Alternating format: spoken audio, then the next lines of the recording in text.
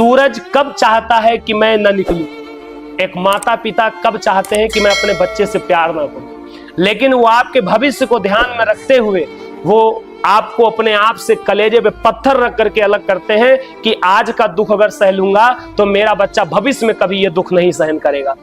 जय हिंद मेरे प्यारे साथियों, आज हमारे साथ में अभिषेक डनोतिया, जो कि मध्य प्रदेश चंबल की धरती यानी बागियों की धरती जिसे कहते हैं, यानी वहां कुछ लोग बागी बनते हैं तो कुछ लोगों को बनाया जाता है, लेकिन आज हम बागियों की बात नहीं कर रहे हैं। आज हम एक सिलेक्शन जो कि अभी आगे चल करके डिफेंस में एज एन ऑफिसर के पद पर जाएंगे और देश की सेवा करेंगे। तो सबसे पहले सर आप लोगों दोनों लोगों को बहुत बहुत शुभकामनाएं, क्योंकि जितनी खुशी सिलेक्शन पर एक बच्चे की होती है उससे ज्यादा उनके माता पिता को भी होती है। सबसे पहले अभिषेक, मैं आपसे जानना चाहूंगा कि आप अपने बारे में थोड़ा सा बताएं, क्योंकि जो लोग आपको देख रहे हैं वो जानना चाहेंगे कि अभिषेक का पालन पोषण कैसा हुआ, अभिषेक ने अपनी पढ़ाई कहां से शुरू करी, आप क्या कहना चाहेंगे?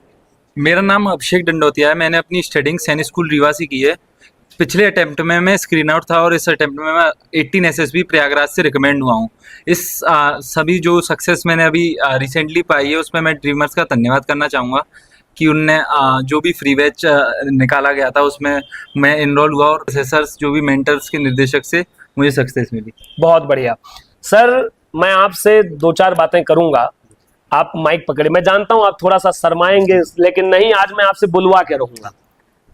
निश्चित रूप से 12वीं तक बच्चे को पढ़ाना ये अपने आप में एक कठिन सफर है जी। ये आसान नहीं है जी। क्योंकि मेरी बेटी अभी जो है LKG में है जी।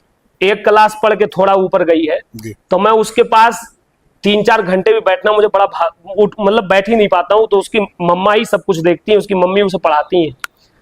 तो मैं आपसे जानूंगा कि ये जो 12 साल का सफर रहा, और उससे ज्यादा ही मान लो, मैं तो पढ़ाई वाला 12 ले रहा हूँ, 1 से 12 तक, इतना आसान नहीं रहा होगा।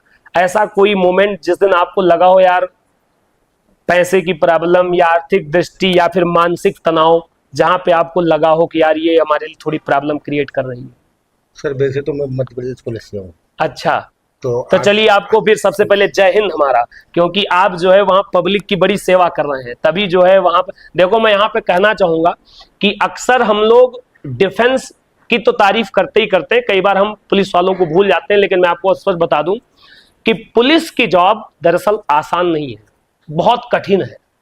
24 घंटे की ड्यूटी है, छुट्टी एक नहीं है, और सबसे बड़ी चीज पब्लिक डीलिंग जो है ना वो बहुत तगड़ी है। वहां आपको 24 घंटे के अंदर हर तरीके का व्यक्ति मिलता है, सम्मान करने वाला भी मिलता है, तो बहुत गुस्सैलपन भी मिलता है, तो कई बहुत अजीब चिड़चिड़ेपन वाले लोग होते हैं। और उन सभी को मैं यही कहना चाहूंगा कि जहां पर भी आपको देश का सैनिक, देश की पुलिस, देश का कोई भी ऐसा व्यक्ति जो हम सभी के लिए वर्क कर रहा है, वहां जब आपको मिले तो उनका सम्मान आप जरूर करें। तो आप क्या कहना चाहेंगे सर? मैं यही कहना चाह रहा था कि जैसे मैं मध्य प्रदेश पुलिस से हूँ। अच्छा, मुझे इतना टाइम कभी मिल नहीं पाया। अच्छा, ये मान लीजिए 10th तक तो मैं इस पर कभी देख ही नहीं पाया था। अच्छा, बाहर रहता हूँ मैं, अमरकंटक रहता हूँ। ओके।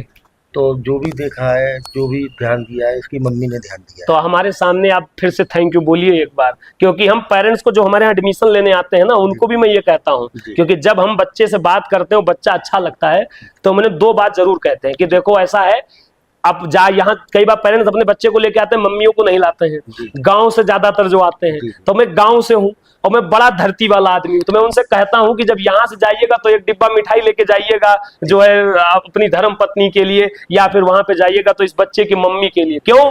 जब लड़का जरा सा गलती करता है तो पापा लोग यही कहते हैं, देखा बर्बाद कर दिया तुमने लड़के को। हमने पहले, तो हम कहते हैं जो लड़का कामयाब हो ना तो भी जरूर कहो कि यार तुमने बहुत मदद करी, तुम्हारी वजह से हमारा बच्चा, आज हम दोनों का बच्चा जो है कामयाब हो गया। क्या कहना चाहोगे मैम के लिए दोस्त लाइन कोई? अब यही कहना चाहूंगा सर कि मैंने तो कभी ध्यान दे ही नहीं पाया। हाँ। और दूसरी बात, जब इसका एडमिशन हुआ था सैनिक स्कूल रीवा में जी, तब घर पे बड़े कलेश हुए थे। अच्छा, हाँ, अम्मा अलग नाराज, बाबा अलग नाराज, पहुंचा दिया है यहीं पढ़ाओ। तो मेरा भी मन हो गया था कि यहीं पढ़ाएंगे, लेकिन फिर इसकी मम्मी ने बोला कि जब मैं परेशान नहीं हूँ तो तुम लोग क्यों परेशान हो? तो इस वजह से ये वहां तक 12th तक पढ़ पाया। अच्छा, अब ये मान लीजिए, अब जब ये 12th करके आया, जब हमारी ऐसे मुलाकात हो पाई है। हाँ। नहीं, 12th तक हमारी मुलाकात हुई नहीं है। कभी ये छुट्टी पे आया तो हम नहीं आ पाए, हम आए तो ये नहीं आ पाए। तो ऐसा पूरा 12th वो तो आप हंस के निकाल दे रहे हो, लेकिन देखो बाप के अंदर एक खासियत होती है। माँ तो चलो इमोशनल होती है, रो देती है, उसका बयां हो जाता है। नहीं, इसकी बाप बड़ा, इसकी मम्मी कर रही है। अच्छा, हाँ, हिम्मत में। अच्छा, हाँ, हमेशा से। क्या बात। हाँ। ये आप देख पा रहे हो, मैं पूरी क्रेडिट मम्मी को दे रहे हैं। बहुत अच्छी बात है सर। और मैम, मैं आपसे जानना चाहूंगा कि जब आपने अपने बच्चे को पढ़ाया, जैसा सर ने बताया कि भाई 11-12 साल, जाहिर सी बात है भाई, जो पुलिस ड्यूटी में, किसी भी ड्यूटी में वो नहीं समय दे पाता है, वो अपने काम की वजह से बहुत परेशान रहते हैं। ऐसा नहीं, कौन माता पिता ही है जो चाहता है कि मैं अपने बच्चे के साथ समय ना बिताऊं। मैं बच्चों को भी यहाँ कहना चाहूंगा कि प्यारे बच्चों, कई बार होता क्या है, आप छोटी सी उम्र में जब किसी कोचिंग संस्थान में पहुंच जाते हो या फिर स्कूल में पहुंच जाते हो, तो आपको लगता है कि आपके माता पिता आपको प्यार नहीं करते। लेकिन मैं आपको बता दूं, सूरज कब चाहता है कि मैं न निकलूं, एक माता पिता कब चाहते हैं कि मैं अपने बच्चे से प्यार ना करूं, लेकिन वो आपके भविष्य को ध्यान में रखते हुए वो आपको अपने आप से कलेजे पे पत्थर रख करके अलग करते हैं कि आज का दुख अगर सह लूंगा तो मेरा बच्चा भविष्य में कभी ये दुख नहीं सहन करेगा। तो आज जैसा सर ने बताया कि सब मतलब कि दादा दादी के तो नाती पोता सब दुलारे होते हैं, उनके लिए पढ़ाई कोई काम, वो सीधा कहते हैं कोई बात नहीं, इतना पैसा है, घर में मौज करेगा, हमारे सामने रहेगा, मेरी आंखों के सामने। तो वो बड़ा कठोरतम समय रहा होगा। यस सर, बहुत रहा। क्या कहना चाहेंगी? सब लोगों की बुराई भलाई मैंने ही अपने ऊपर ली थी। नहीं, 1 साल तक सबने, तो अम्मा तो ढंग से बात भी नहीं करती, मेरा लड़का पहुंचा दिया वहाँ पे, मेरा लड़का वहाँ पे पहुंचा दिया। हाँ। सबकी, और इनका भी मन हो गया था कि रहने दो, यहीं पे पढ़ा लेंगे। अम्मा जी अभी हैं? हाँ है। तो अम्मा जी, मेरा आपको प्रणाम। और मैं आपसे कह रहा हूं कि आज आपकी बहू की काबिलियत के दम पे आप देखिए, आपका ये नाती जो है भविष्य में फ्यूचर अफसर और 3 स्टार यहाँ पर लगने वाले हैं। तो अम्मा, जब ये वीडियो आप देखिएगा तो मैं आपसे कहूंगा कि ऐसी कई सारी अम्मा हैं जो हमेशा क्या नाम अपने पोते को आगे ले जाना चाहती हैं। तो ये बड़ा गौर, ये मैं यहाँ पे 2 बात कहना चाहूंगा कि प्यारे बच्चों, हमेशा ध्यान रखो, अगर आप चाहते हो कि आपके घर में आपके बुजुर्ग जो लोग हैं उनकी उम्र अगर बढ़ जाए, उन्हें टॉनिक मत पिलाइए सर, उनको इनके जैसे बच्चे को कामयाब कर दीजिए। मैं आपको बता रहा हूं, आपके माता पिताजी की लगभग 10 साल उम्र बढ़ गई, इसलिए बढ़ गई क्योंकि उन्होंने अपने पोते को कामयाब देख लिया। सपना होता है, ये सपना होता है हर एक माता पिता का कि यार मेरा पोता कामयाब हो जाए।